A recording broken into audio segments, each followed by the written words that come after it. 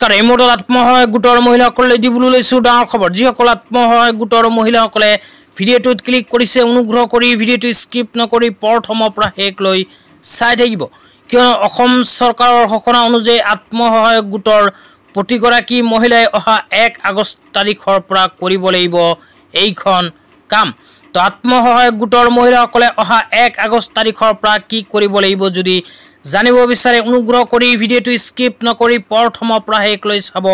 আৰু মোৰ চেনেলত নতুন হ'লে প্লিজ চেনেলটো ছাবস্ক্ৰাইব কৰি মোৰ লগত থাকিব। আৰু ভিডিঅ'টো ভাল লাগিলে অনুগ্ৰহ কৰি ভিডিঅ'টো শ্বেয়াৰ কৰি আপোনালোকৰ বন্ধুবৰ্গকো চোৱাৰ কাৰণে সুযোগ প্ৰদান কৰিব।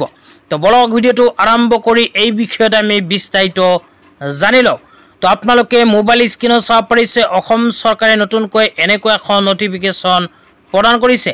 তো যিসকল আত্মসহায়ক গোটৰ মহিলাসকলে 2023 চনত অমৃত বৃক্ষ আন্দোলন আঁচনিত এপ্লাই কৰি গছপুলি ৰোপণ কৰিছিল, সেইসকল আত্মসহায়ক গোটৰ মহিলাসকলে আকৌ 2024 চনত ৰোপণ কৰিব লাগিব গছপুলি। তো গছপুলি ৰোপণৰ কাম অসম চৰকাৰে অহা 1 আগষ্ট তাৰিখৰ পৰা আৰম্ভ কৰি 15 আগষ্ট তাৰিখৰ ভিতৰত কৰিব। তো অহা 1 আগষ্ট তাৰিখৰ পৰা আৰম্ভ কৰি 15 আগষ্ট তাৰিখৰ ভিতৰত অসম চৰকাৰে 2024 চনত 3 কোটি গছপুলি ৰোপণ কৰিব বুলি বিশেষ সিদ্ধান্ত গ্ৰহণ কৰিছে। তো যিসকল আত্মসহায়ক গোটৰ মহিলাসকলে 2023 চনত অমৃত বৃক্ষ আন্দোলন আঁচনিৰ অনলাইন এপ্লিকেশ্যন কৰিছিল, সেইসকল আত্মসহায়ক গোটৰ মহিলাসকলে aba.assam.gov.in অফিচিয়েল ৱেবছাইটত ভিজিট কৰি 2024 চনৰ বাবে সেই এপ্লিকেশ্যনখন কৰিব পাৰিব ৰিনিউ। তো 2023 চনৰ এপ্লিকেশ্যনখন ৰিনিউ কৰি কিন্তু এইবাৰ গছপুলি ৰোপণ কৰি সেই গছপুলিখনৰ ফটো আপলোড কৰিব পাৰিব। তাৰপিছত ইয়াতে আৰু কি লিখা আছে আপোনালোকক পঢ়ি শুনাই দিছোঁ। তো ইয়াতে লিখা আছে হিতাধিকাৰীসকলৰ ভিতৰত আছে আত্মসহায়ক গোট, আশা কৰ্মী, অংগনবাদী কৰ্মী, শিক্ষা অনুষ্ঠানৰ কৰ্মচাৰী, প্ৰতিৰক্ষা অথবা সামৰিক বাহিনী, গাঁওৰক্ষী বাহিনীকে ধৰি আৰক্ষী বাহিনীৰ লোক, চাহ বাগিচা শ্ৰমিক, কৰ্মচাৰী, কৃষক, FPO, FPC, বেচৰকাৰী সংস্থাৰ কৰ্মচাৰী, চৰকাৰী বিষয়া কৰ্মচাৰী আৰু পৰিৱেশ সচেতন নাগৰিক। তো যিসকল মানুহে এইবোৰ কামৰ লগত জড়িত হৈ আছে, সেইসকল মানুহে অহা 1 আগষ্ট তাৰিখৰ পৰা ৰোপণ কৰিব লাগিব গছপুলি। তো গছপুলি ৰোপণৰ সময়ত কেনেকৈ জিঅ' টেগিং কৰি ফটো তুলিব এতিয়া আপোনালোকক দেখুৱাই দিছোঁ। তো ইয়াৰ কাৰণে প্ৰথমে নিজৰ মোবাইলৰ প্লে ষ্ট'ৰ অ'পেন কৰিব। তো নিজৰ মোবাইলৰ প্লে ষ্ট'ৰটো অ'পেন কৰাৰ পিছত ইয়াতে জাষ্ট লিখিব GPS মেপ কেমেৰা। তো GPS মেপ কেমেৰা লিখি জাষ্ট চাৰ্চ কৰি দিব।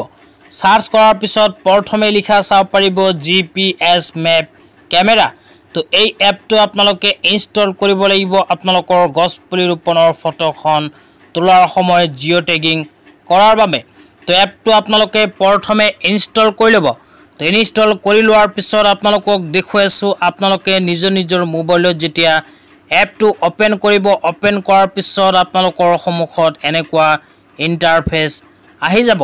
তো অহাৰ পিছত ইয়াতে প্ৰথমে আপোনালোকে লেংগুৱেজ ছিলেক্ট কৰিব লাগিব। ইয়াতে প্ৰথমে লিখা চাব পাৰিব ইংলিছ। তো ইংলিছত ছিলেক্ট কৰি নেক্সট অপশ্যনত ক্লিক কৰি দিলে ইয়াতে 3খন পাৰ্মিশ্যন দিব লাগিব। কেমেৰা এক্সেছ, লোকেশ্যন এক্সেছ, এইবোৰ পাৰ্মিশ্যন দি তলত নেক্সট অপশ্যনত ক্লিক কৰিব। তো নেক্সট অপশ্যনত ক্লিক কৰাৰ পিছত এনেকুৱা ইণ্টাৰফেচ আহিব। অহাৰ পিছত আকৌ নেক্সট অপশ্যনত ক্লিক কৰি দিব। তো নেক্সট অপশ্যনত ক্লিক কৰাৰ পিছত অকণমান সময় লোডিং হ'ব। তো লোডিং হোৱাৰ পিছত আপোনালোকৰ মোবাইলত এনেকুৱাকৈ লোকেশ্যন সহকাৰে এখন কেমেৰা অ'পেন হৈ যাব। তো কেমেৰাটো অ'পেন হোৱাৰ পিছত এইখন কেমেৰা দি আপোনালোকে নিজৰ গছপুলিখনৰ ফটো তুলিব লাগিব। তো গছপুলিখনৰ ফটো এনেকৈ জিঅ' টেগিং কৰি তুলি আপোনালোকে পৰ্টেলত কৰিব লাগিব আপলোড। তো এই বিষয়ে যদি আৰু কিবা জানিব লগা থাকে তেন্তে এইটো ভিডিঅ'ৰ কমেণ্ট বক্সত কমেণ্ট কৰি জনাই দিব। তো ধন্যবাদ।